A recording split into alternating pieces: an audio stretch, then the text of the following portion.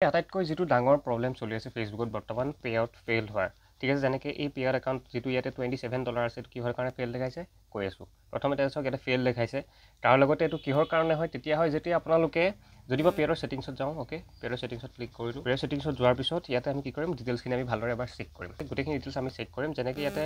দি আছে update pay out method to get paid কিবা নহয় কিবা এটা মিছমেটচ পাইছে তাৰ কাৰণে এনেকৈ ইয়াত দেখাইছে ঠিক তেনেদৰে অলপমান যদি তলত যদি মই স্ক্ৰল কৰোঁ কৰাৰ পিছত এতিয়া চাওক আপোনালোকে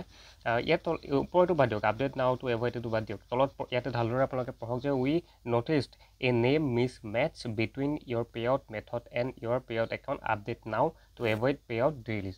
ঠিক তেনেদৰে এইটো কিহৰ কাৰণে আহিছে মই কৈ আছোঁ ঠিক তেনেদৰে ইয়াতে চাওক আপডেট ৰিকুৱাৰ্ড বুলি ইয়াতে আহি আছে আমাক এটা আপডেট কৰিব দিছে আপডেট কৰাৰ আগত আমি এটা কথা আমি মন কৰিম যেনেকৈ আমি গোটেইখিনি বস্তু আমি চেক কৰিম ঠিক আছে যেনেকৈ এটা কাণ্ট্ৰি ইণ্ডিয়া আছে অলকে ধুনীয়াকৈ চিলেক্ট কৰা হৈছে তাৰ লগতে ফোন নম্বৰ যিটো ফোন নম্বৰ মোবাইল নম্বৰ আছে সেইটো দিয়া আছে ঠিক আছে জিমেইল বাগেৰে সকলোখিনি দিয়া আছে মই এটা কথা কৈ দিওঁ ইয়াতে গোটেইখিনি ডিটেইলছ মই ইনফৰ্মেশ্যন ইয়াতে নেদেখাওঁ কাৰণ দেখুৱাটো কোনোবা এজন লোকৰ পাৰ্চনেল ডিটেইলছ দেখুৱাটো এইটো বেয়া কথা ঠিক তেনেদৰে ইয়াতে পে আউটৰ অনাৰ নেম যদি চেক কৰোঁ ইয়াতে মিতালী শৰ্মা বুলি আছে তাৰ লগত ডেট অফ বাৰ্থ মোৰ মতে গোটেইখিনি অলকে আছে মই চেক কৰিছিলোঁ ঠিক তেনেদৰে তথাপিও ইয়াতে কিহৰ কাৰণে এনেকৈ ফেইল দেখাইছে মই কৈ আছোঁ ঠিক তেনেদৰে যেতিয়া বেংকৰ একাউণ্টৰ ফালে যাওঁ আমি ঠিক আছে মিতালী শৰ্মা আছে কিন্তু আমি যদি পে আউটত যদি যাওঁ পে আউটত ইয়াতে চাওক ফুল নেম মিতালী শৰ্মা আছে ইয়াতো মিতালী শৰ্মা আছে অলকে আছে চব জেগাত একেই হ'ব লাগে কিন্তু এটা কথা মন কৰিব এতিয়া যিটো ইয়াতে ডেট অফ বাৰ্থ বা আপুনি যিটো নাম আপুনি ইয়াতে দি থৈ দিছে যিটো অনাৰ নেম আৰু আপোনাৰ যিটো ইয়াতে ডেট অফ বাৰ্থ আপোনালোকে দি থৈছে সেইটো আপুনি যিটো বেংকৰ একাউণ্ট ইয়াতে আপুনি এড কৰি থৈছে সেই বেংকৰ একাউণ্টটো জানো আপোনাৰ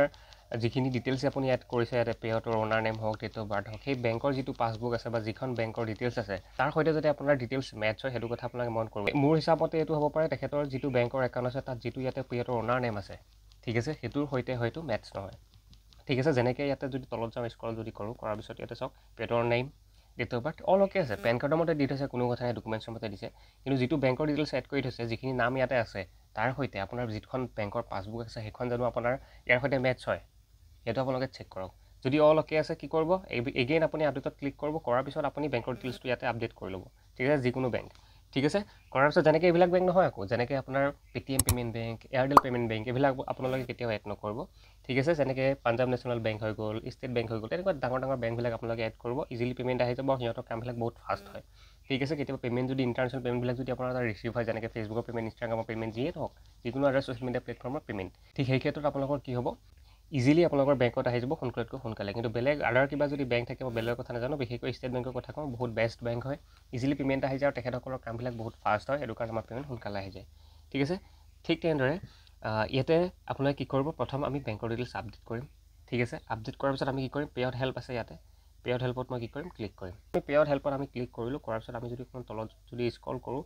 ঠিক তেনেদৰে কৰাৰ পিছত ইয়াতে চাব আপোনালোকে অলপমান তলত স্ক্ৰল কৰাৰ পিছত ইয়াতে চাব গেট মোৰ হেল্প ঠিক আছে গেট মোৰ হেল্পত আপোনালোকে কি কৰিব ইয়াতে ক্লিক কৰিব বাছ মই ক্লিক কৰিলোঁ তাৰপিছত ইয়াতে কি কৰিব আপোনালোকে শ্ব' মোৰ টপিক্স ইয়াতে ক্লিক কৰিব কৰাৰ পিছত ইয়াতে ঠিক তেনেদৰে ইয়াত ক্লিক কৰাৰ পিছত আমি ইয়াতে কি চিলেক্ট কৰিম নন অফ দি এবভ ইয়াতে কি কৰিম বাছ ক্লিক কৰিলোঁ কৰাৰ পিছত ইয়াতে কি কৰিম ইয়াতে যিটো আপোনালোকৰ ইমেইল এড্ৰেছ থাকিব ইমেইল এড্ৰেছ আমি এণ্টাৰ কৰিম তাৰপিছত পে আউট প্ৰডাক্টত আমি ক্লিক কৰিম ক্লিক কৰাৰ পিছত ইয়াতে আমি কি চিলেক্ট কৰিম ইয়াতে ষ্টাৰ যদি আপোনাৰ এনেবল আছে ষ্টাৰ পে'মেণ্ট আহিছে আপোনালোকৰ কিন্তু ফেইল দেখাইছে ষ্টাৰ চিলেক্ট কৰিব অভাৰলি এইডছ ইনষ্ট্ৰি মেটছ বা পাৰফৰ্মেঞ্চ বনাছ প্ৰগ্ৰাম যদিহে আপোনাৰ কণ্টেণ্ট ম'শ্যন টুল আপোনাৰ অ'পেন আছে এই তিনিটাৰ ভিতৰত এটা চিলেক্ট কৰিলে হ'ল ঠিক তেনেদৰে ৰাইট মেনেজাৰ আছে ধেৰ কিবা কিবি আছে ঠিক তেনেদৰে মই ইয়াতে চিলেক্ট কৰিম যেনেকৈ এগৰাকী বাইদেউ কণ্টেণ্ট ম'শ্যন টুলৰ যিখিনি আৰ্নিং আছে সেইখিনি ফেইল দেখাইছে অভাৰলি এইডছ এইটো ক্লিক কৰিলোঁ ইমেইলটো এণ্টাৰ কৰি মই এতিয়া দেখাই নিদিওঁ ইয়াতে গোটেইখিনি ঠিক আছে ঠিক তেনেদৰে ইয়াতে ইছ্যু ইয়াতে ক্লিক কৰিব কৰাৰ পিছত আপোনালোকৰ যিটো ইয়াতে ৰিজেক্ট পে আউট আছে বাছ এইটোত চিলেক্ট কৰিব কৰাৰ পিছত ইয়াতে আপোনাৰ যিটো প্ৰব্লেম আছে চাওক মই কৈছোঁ যে বেংকৰ ডিটেইলছখিনি এড কৰি লওক কৈছিলোঁ নে ঠিক তেনেদৰে এড কৰাৰ পিছত আমি ইয়াত কি কৰিম ধুনীয়াকৈ আমাৰ যিখিনি আমাৰ প্ৰব্লেম আছে যিটো প্ৰব্লেম আছে প্ৰব্লেমৰ বিষয়ে ধুনীয়াকৈ লিখি পেলাই আমি কি কৰিম তলত ইয়াতে চেণ্টাৰ বাটন দেখা পাব ইয়াতে ব্লু কালাৰৰ ঠিক আছে এই চেণ্টাৰত আপোনালোকে ক্লিক কৰি দিব ঠিক আছে চেণ্টাৰত ক্লিক কৰাৰ পিছত আপোনালোকে কি কৰিব বাছ ইয়াৰ পৰা বেক যাব একদম বেক গৈ পেলাই আপোনালোকৰ ছাপৰ্ট ইনবক্সৰ জৰিয়তে আপোনালোকে কি কৰিব পাৰিব পে আউট ছাপৰ্ট টিমৰ লগত আপোনালোকে কণ্টেক্ট কৰিব পাৰিব ঠিক এনেদৰে কণ্টেক্ট কৰি পেলাই আপোনালোকে ইজিলি কি কৰিব পাৰিব পে আউট ছাপৰ্ট টিমৰ লগত কণ্টেক্ট কৰি পেলাই আপোনালোকৰ যিখিনি পে'মেণ্ট আছে সেইখিনি পে'মেণ্ট আপোনালোকে আনিব পাৰিব ঠিক তেনেদৰে আপোনালোকে তাত লিখিব কি মই কৰিছোঁ অলপমান যেনেকৈ আপোনাৰ আপুনি বেংকৰ ডিটেইলছ এড কৰিলে ধুনীয়াকৈ সম্পূৰ্ণভাৱে গোটেইখিনি কৰিলে কৰাৰ পিছত আপোনালোকে কি কৰিব তাতে পে আউট ছাপৰ্ট টিমক এইটো কওক যে মই গোটেইখিনি ধুনীয়াকৈ মোক ডিটেইলছখিনি মই আপডেট কৰিলোঁ ছল্ভ কৰিলোঁ ঠিক কৰিলোঁ মই কৰাৰ পিছত এতিয়া মোৰ যিখিনি পে'মেণ্ট আছে সেইখিনি আপোনালোকে পঠাই দিয়ক